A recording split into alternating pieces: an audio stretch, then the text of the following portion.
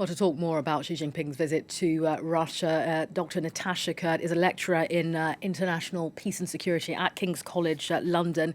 Natasha, thanks for speaking to us today on France 24. Hi. President Xi and Putin then touting close relations and this kind of strategic vision, if you will. Walk us through, because it's mutual what's to be gained here. Who stands to gain what?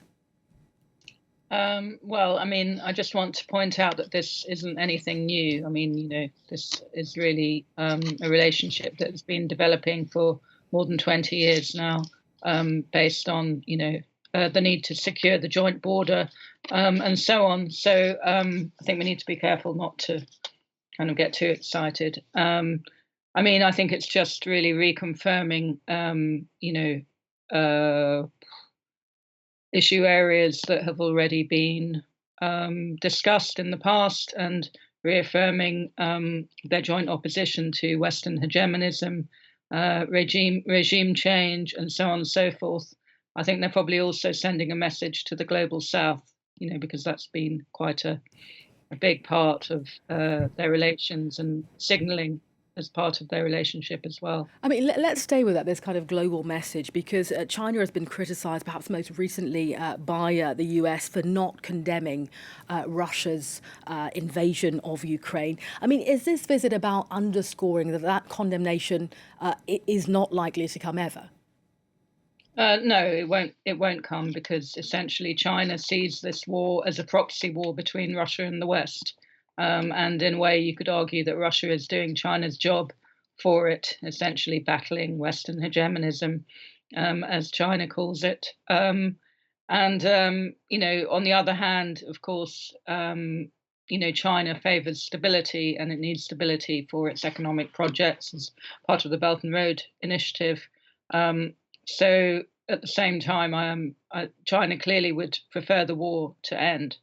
But meanwhile, it can make hay while the sun shines, if you like, in the sense that China can also reap the benefits of Russia being under sanctions and, buy cheap Russian oil and maybe also come to an agreement on, a new gas pipeline. Some people have talked about that as well. And again, China drives quite a hard bargain. So I think China could probably drive down the price of gas for any new pipeline.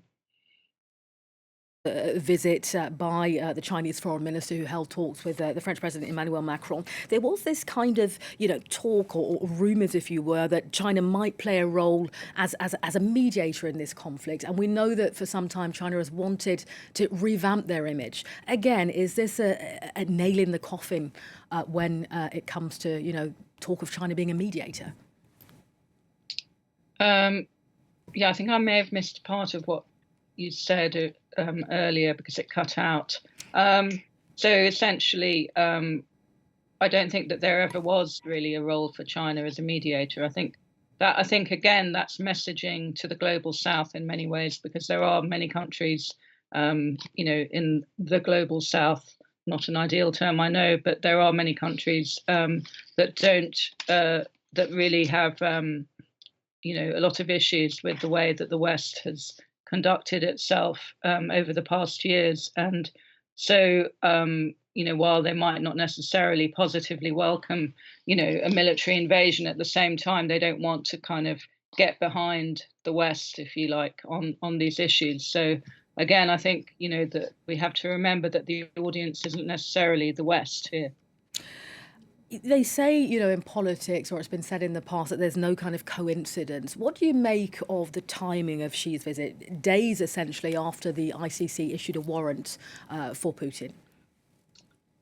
Yeah, I mean, I don't know whether it's deliberate, but even if it were, then of course we can remind ourselves that China is also not a signatory to the ICC. Russia was, of course, and then it withdrew from the ICC.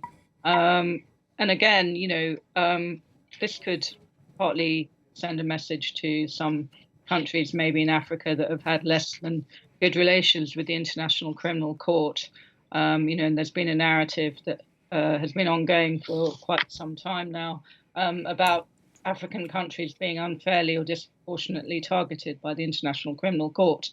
So again, I think we have to stop seeing this through our own lens, if you like, and look at it through maybe other lenses. Just a final question for you briefly about this kind of lens. Both Russia and China have criticised hegemony, this idea that the United States notably wants to continue living in a unipolar world rather than accepting that it's now multipolar. How important do you think that is in terms of China and Russia's stance? Just briefly. Yeah, I think both of them have talked about a multipolar world. Although I think that China maybe puts a bit less emphasis on that than Russia does. China talks more about a community of common destiny, which, some people think will be led by China.